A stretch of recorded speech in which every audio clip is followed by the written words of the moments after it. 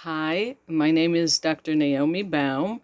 I am a psychologist working in the field of trauma and resilience building here in Israel, and I am pleased to share with you some ideas about how you can talk about the very difficult events going on in our country in your classroom.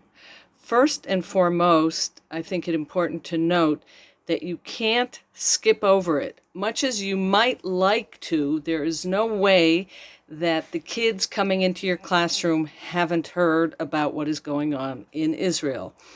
They've heard about it either directly from their parents or indirectly from the environment around them, who perhaps hasn't been as careful as they might have been when they listened to the news or watched television. You can assume that there are certainly many children in your classroom who have heard about what is going on. That does not mean that anybody has spoken directly with them or explained to them.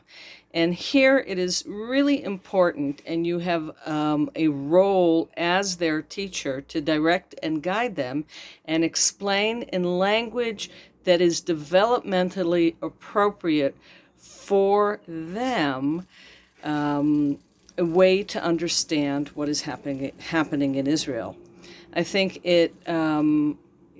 what you need to remember is to stick to very basic facts. You don't have to go into very many details. You certainly do not want to go into gory details. You want to give the bare bones, and you want to hear from kids what they know or what they may have heard.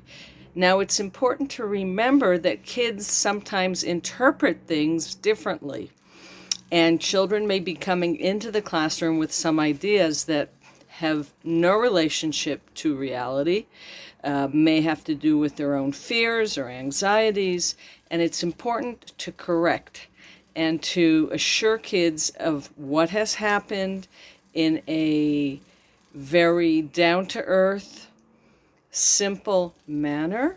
It's also important to assure them that the adults in their environment are doing the utmost to keep them safe and healthy as best as they can. Of course, allow time for questions in the classroom. Understand that different kids will react differently. Some children will want to talk a lot, and other children may not want to talk at all. All that is okay.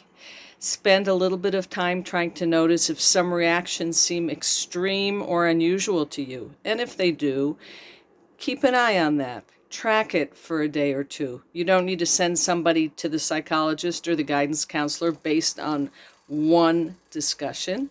But if a red light turns on for you and you kind of wonder where this child has been or what's happening with him or her, keep an eye on it. Follow up on them. You may want to share with parents how you have been talking in the classroom, and encourage them to be in touch with you if they have any questions or concerns. We can use this opportunity of talking about trauma in the classroom to use it as a jumping off point to talking about what strengths we have, what we do to cope, what helps us when we're feeling nervous or anxious or scared, what kinds of things we can do to help ourselves, what can we do to help perhaps the people in Israel during this difficult time. And we know that action, doing something, and particularly doing something for others, can be very helpful. So keep that in mind, and you can use that as an additional activity, a resilience building activity in the classroom. I recently published a workbook called Inner Space, a resilience workbook with OHEL. I will be sending you the link for that. There are free downloads of this workbook, and you might be interested in using some of the pages in your classroom. There's a teacher's guide that's fairly extensive that accompanies the workbook. All these resources are free. Feel free to use them, and feel free to reach out to me with any questions that you have.